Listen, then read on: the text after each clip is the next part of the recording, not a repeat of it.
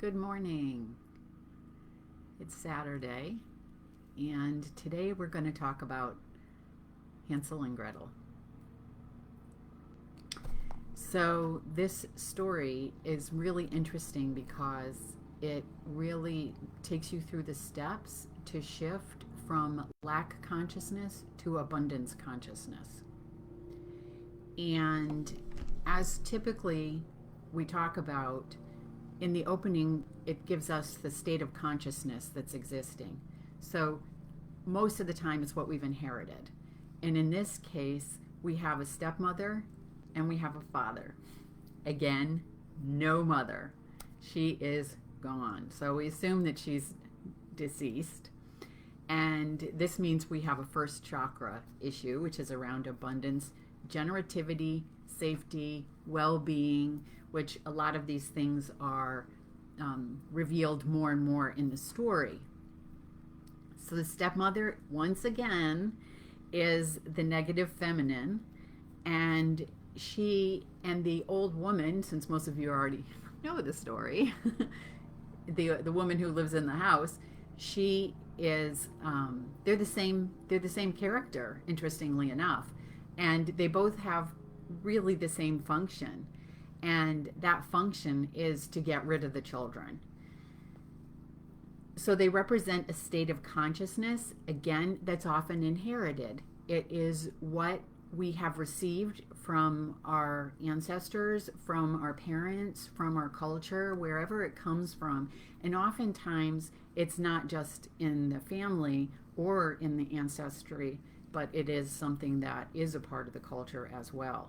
So as we've talked about before, that what you're doing inside, the work that you're doing inside, reflects and affects the collective consciousness.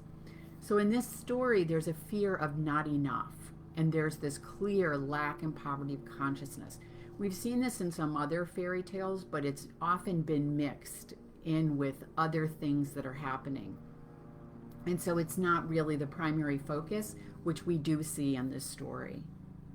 The father, once again, is passive, is weak, and defers to the stepmother and what the stepmother wants and what the stepmother says. And he doesn't argue, he doesn't put up a fight, he doesn't defend and protect. Like, he's not in those roles, primarily because he's also afraid of the old woman. He's also afraid of the stepmother, and he doesn't want to be the one who, is at the end of her wrath, the brunt of her wrath. So he kind of like lets it go towards the children.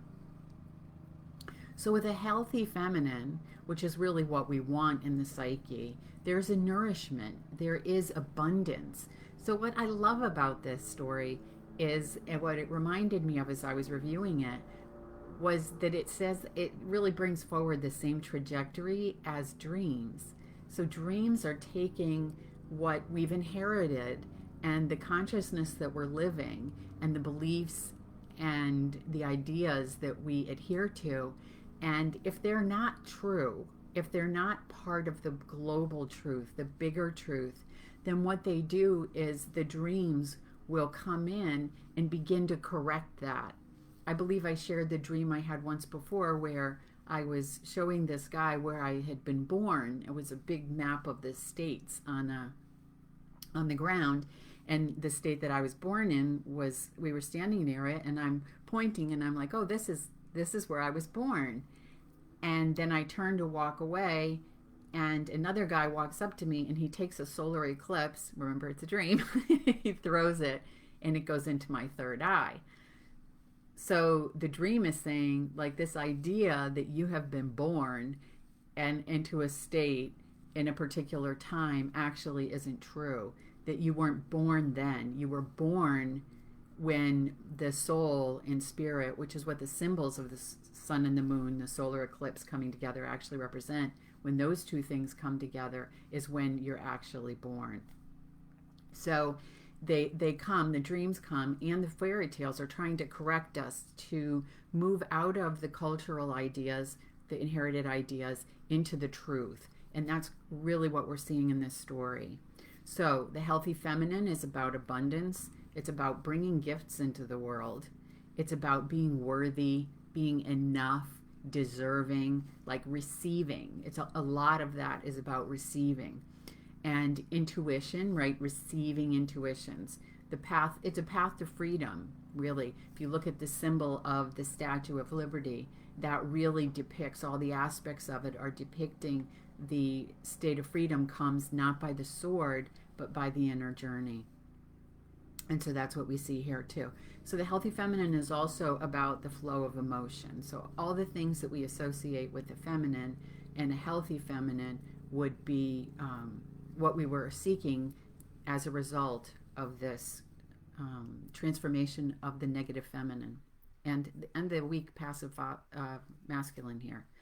So their house is at the edge of the forest. So the edge is a transitional space, and it means that they're not like on the inside, they're not on the outside. It's a in between, and we look at the forest as the unconscious, and the openness, let's say, as the conscious mind. So they're in between these two things, which is interesting because it also reflects the human. It reflects the soul as the bridge between the human life and the spirit life, and the human as between the above and the below, between the in and the out. And so the house where they're living, the residing, really reflects that bridge, let's say, between these different aspects of our being. Children then can represent a couple of things. One is they can, like here, when they're born, they represent the birth of something new.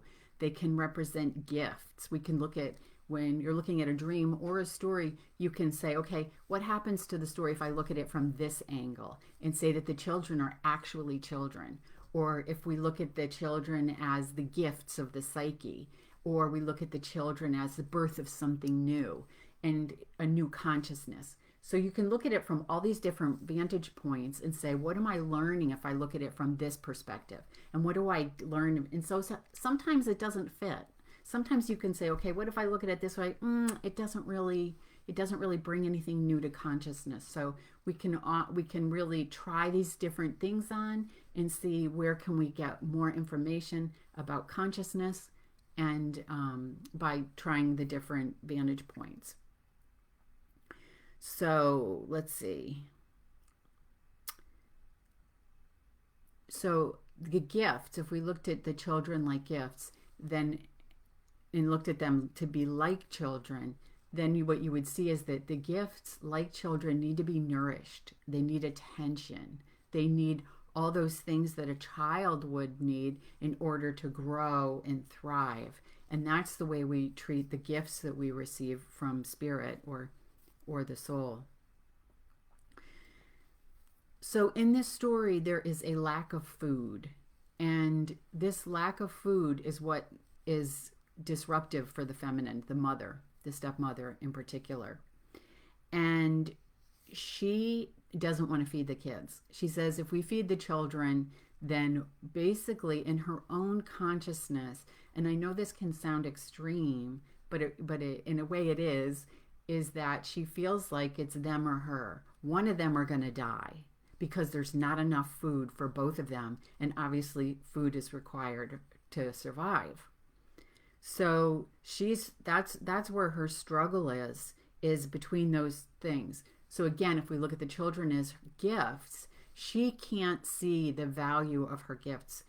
Oftentimes this happens because things that aren't seen and aren't validated go back into the unconscious. And we've talked about this with regard to other stories before. Like if you're a musician and you're born into a family who are athletic, then it's not always like overt, like the classic story of the art teacher who said you don't have any talent. But it can be very subtle because the parents just don't see the value in it, just don't notice. And it's just not on their radar, right? Because maybe it wasn't validated in themselves, in their own lives. And so they just don't see it. They just don't notice it. They just don't have it in them to validate that. But then when someone comes home with a trophy for a race they won, let's say, then that becomes a big deal because that's what where the value is placed in that family. So if there's like no acknowledgement and no validation of that musical talent, then that can go back into the unconscious. So with her conditioning, with the mother's conditioning, she didn't learn the value of her gifts. And so we could say they've gone back into the unconscious. The belief has been reflected and reinforced then by experiences. So you could say, maybe it wasn't the parents didn't validate it, but then what happens is then through life, it's typically that's the experience of it. So there's this reinforcement of that original belief that it doesn't have value. So this mother is in survival mode. Her basic needs are under threat with these children in the house. And so in terms of gifts, this would be, if you're in survival mode, you don't have time, you don't have energy, you just don't have the bandwidth to be doing things that are perceived from the point of view of the psyche as not having value, right? If that's what, if that's what has been conditioned, then she doesn't want to like waste time on something like that, because what are you going to get from it anyway? So her primary fear is those basic needs for food and shelter not getting met here. So again, it could be ancestral and inherited, especially if there's a lineage that has come through, say, the Depression, a war, famine, even the death of a parent at a young age. All of these things can contribute to this fear of basic survival being under threat. And that is a bit of a challenge to resolve because it feels so primal. It feels so basic. Like it feels like life or death. And that can come up at various times through the journey of bringing gifts out into the world. I know I had that experience at the very beginning when I first started giving dream workshops. It was really a challenge, and it felt like life and death. It was, your ego is like, okay, this is unreasonable, but the fear is there anyway. So it's understanding that the fear is not rational. It's not an obvious threat, to be able to feel it and move through it and go forward anyway. It's helpful to really know that this can come up because it can sidetrack us if we're avoiding the feeling of that and then not bringing our gifts out into the world. So we can feel like there's no time, there's no energy for gifts, for play, for the soul, and we're just going to focus on trying to get my needs met. So you don't nourish the soul. There's no attention put on it. There's often an overactive masculine, which again is just working to survive, working to make ends meet.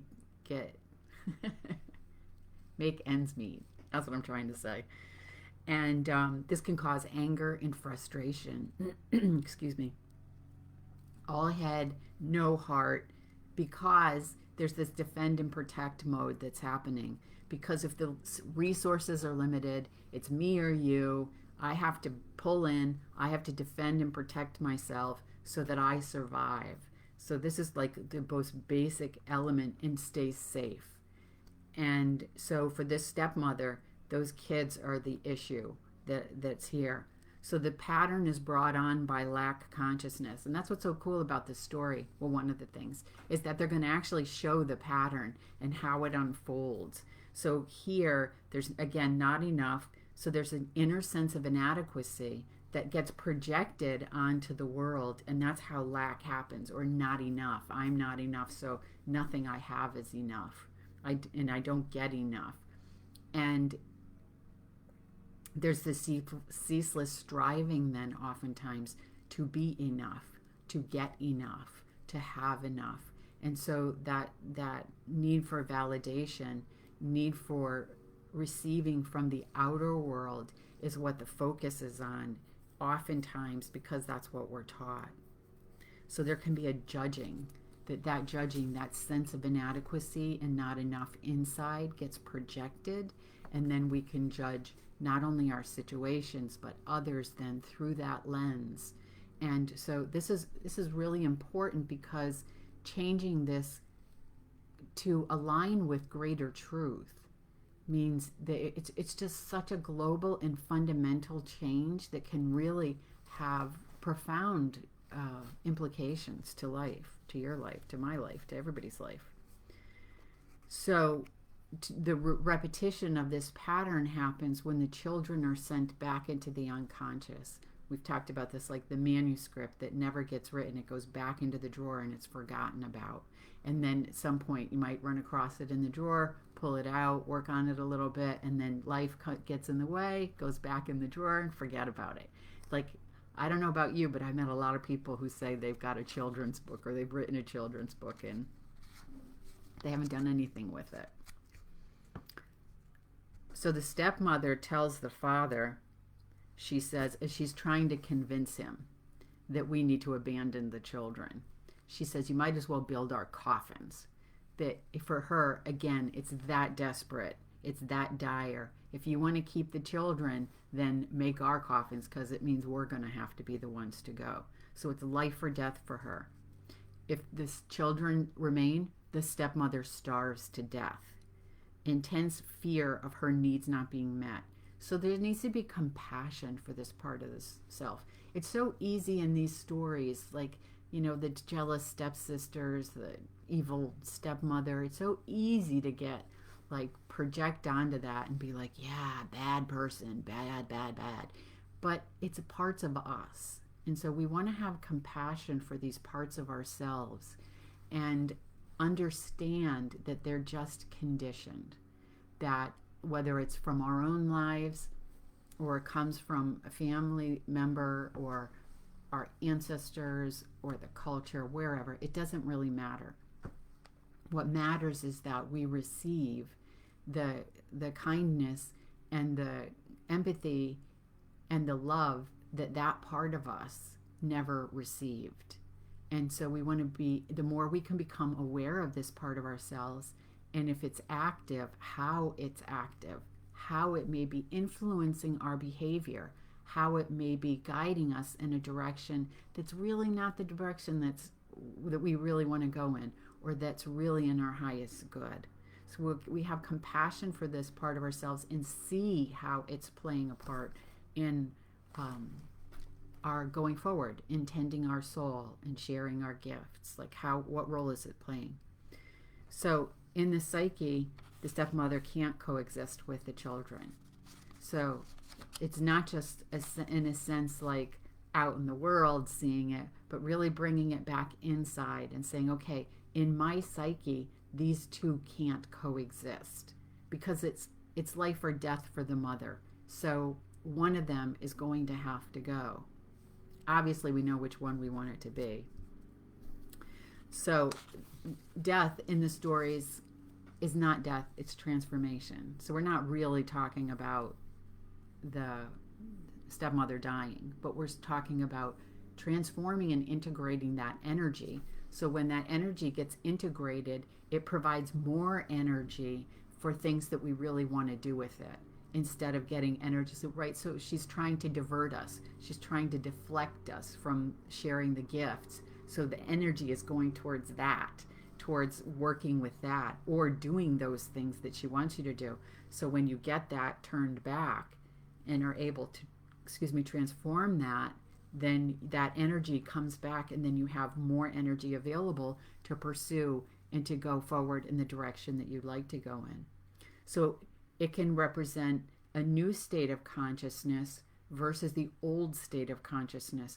So you really can't have lack and abundance both in consciousness at the same time. They will, in the process of transformation, there will be, as we've talked before, this kind of going back and forth as we fall back into the old, but ultimately they don't coexist. They kind of cancel each other out, and the higher truth is the abundance. So that's what's we're moving towards. So the inner emptiness, which is what all of this is based on, can't be filled by anything outside. So outside just shows us what the state of consciousness is inside. So if there's lack in any areas, it's becoming aware of that and then seeing, where is that in me? What is it in me that feels lacking or feels like it's not enough? And that's the place that we want to fill up, and not look to others to fill it, not look to achievements or more money, more resources, more whatever, in order to resolve it. Children, as we said, can be symbols of the soul and spirit, especially here because we have Hansel and Gretel, which is the male and the female energies. And they can be inner wisdom. They can be the gifts of spirit, as I said, creativity and play, magic. They're kind of that fresh, young, open consciousness that's associated with childhood, and a wholeness, right? Because we have the two, the masculine and the feminine together, and like a yin and yang kind of an energy. So in wholeness, nothing is missing. Isn't that interesting how they represent the wholeness, which is exactly what the consciousness needs. So you could see this maybe in your own life about how the consciousness that's needed to move, to transform or to move forward, comes in a way that's the resolution of it, the whatever the experience is, or life is guiding us to these resolutions of these things that we've inherited that aren't true. So what does the mother want to do? She wants to abandon Hansel and Gretel in the forest. She works on the father and works on the father until he agrees. So what they do is, if the inner masculine agrees, the inner masculine. So here we see it's the father, but that represents the inner. And so there's no action towards the change. He gets distracted by the ideas of her. Let's clean the house instead of work on that manuscript. Let's cut the grass instead of blah, blah, blah, blah. So there's an understanding that he's not standing up to her. He's not speaking up and saying, no, we're not going to clean the house. We're going to do this first. Then we can clean the house if there's enough time at the end of the day. So there's distractions take precedence. There's perfectionism. There's anything, any pattern, any habit that seems to derail the energy from pursuing what would be fulfilling for us. So they derail that new life. So the night that stepmother finally convinces the father, Hansel and Gretel are awake in the other room. They hear the plan. Now, this is the children hearing about the abandonment, the plans of the parents to abandon them, right? That would throw them into survival mode. What do you mean they're gonna abandon us in the forest? They're gonna reject us. They don't care. They don't love us. Like, there's all of this going on both sides. Both sides are feeling that they're going into survival mode. So Gretel begins to cry. Hansel says, don't worry about it. He sneaks out of the house and he gathers some stones. And then in the morning, when they begin to leave, he just drops the stones as they're leaving. Now, the stepmother sees. She notices that he's turning back as they're leaving the house and going towards the forest. And she's like, Hansel, what are you doing? And he says, oh, I'm just saying goodbye to my kitten on the roof. That then is the introduction of a feminine energy, a new feminine energy. So right here we have a sense of something is different, something is changing. There's feminine energy beginning to come in, a new feminine energy in, to resolve this challenge with the stepmother, right? And so a kitten represents kind of an independence and is an earth-based, but has, they can climb trees and stuff. So they have the ability to go up and down to some degree. So they begin to weave this connection between the above and the below, and this sense of independence is beginning to come online. So the stepmother can't see, so she doesn't know whether the kitten is actually there or not, whether he's telling her what he's telling her is true or not. So once they get into the forest, the parents tell the children, you gather the kindling for a fire. So the kids grab the little branches and sticks and stuff, and they build a little fire for them, which is a light in the unconscious. So here we have the forest being the unconscious, and so now there's some light coming in. So that means that the pattern is coming to awareness. How does this happen? How does this happen that the gifts remain in the psyche? I mentioned this once before in terms of, in my own life, in terms of art. I saw that there was a pattern, and the pattern happened in a specific way where I would, decide the night before I wasn't going to go. And so if I could catch that thought and that idea, like I just don't feel like going tomorrow to art class, then that would be the beginning of the pattern. And so when I finally realized that there was a pattern and saw, like, what are the steps? What are the steps? How does this pattern come into play? Then the more consciousness you bring to it, the more you're able to disrupt this pattern and disrupt the steps so that you don't follow into this unconscious process that leads you away from what you really want. So here we have the light, the fire in the unconscious, which is the awareness. And so they fall asleep. The children fall asleep. While they're asleep, off go the parents. And so that here the fire has gone out of the unconscious. So the light is no longer in the unconscious in that regard. Gretel cries, which means she's falling into victim consciousness, right? And the moon comes out. And so the moon also reflects is a feminine energy, and it is a full moon, so it represents wholeness again. So this also is showing light in the unconscious. So there's now an alternative source. So there was the source of light that they were building that was at their hands, but now there's another source coming from the feminine that is illuminating what is in the unconscious. So this light is how they get back home. They are able to, the light of the moon shines on the stones, and they follow the stones back to the house. Of course, guess who's not happy about that? Yeah, the stepmother's pretty upset. She's upset. The father is somewhat relieved. He didn't really, 100% want the kids to, let's face it, die in the forest. So that's what happens at that point. So there's a polarity, as I was talking about before now, in the consciousness between have and don't have, between lack and abundance. So they're starting to weave this awareness, seeing the pattern to get to abundance, I should say, and see what the steps are. So in this situation, you could say that there was fear, and that there was they reverted to the old consciousness, right? That's going back to what's familiar, and what's familiar is what feels safe. It isn't ideally what's best for us, but it's kind of an escape route back to an old situation, into our comfort zone, which is very easy to do. I assure you, if you haven't experienced it, it really is. So this is the pattern, and this is the pattern that's going to repeat again. So I think I'll leave it there for next week, to where we get into the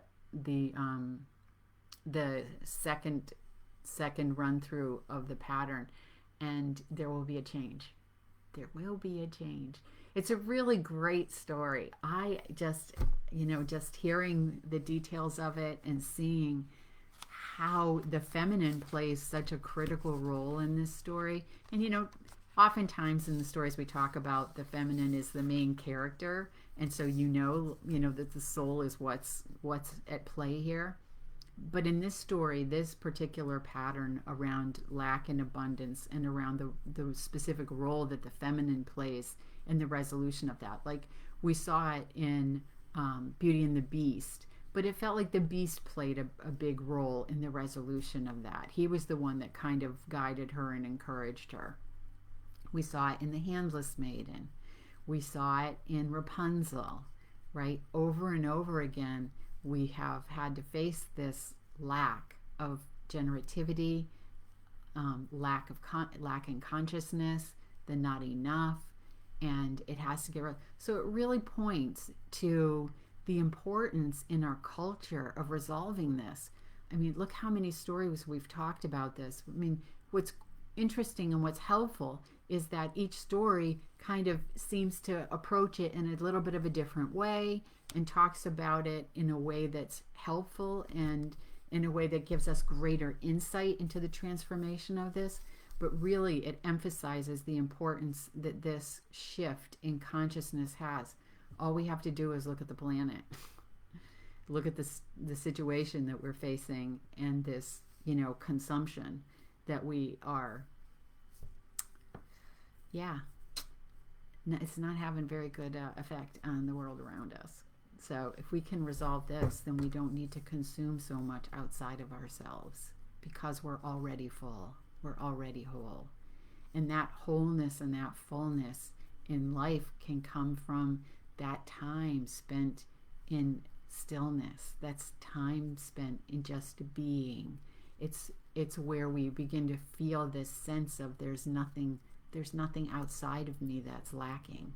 There's nothing inside of me that's lacking. And that's often, what energy we consider associated with the feminine, that's going to help to resolve that. So next week we get to the house, and it's a very interesting story. I highly recommend it. So hopefully you'll be able to join me next week, or at least catch up on the video. So thank you for watching. I hope you have a great day, and take care.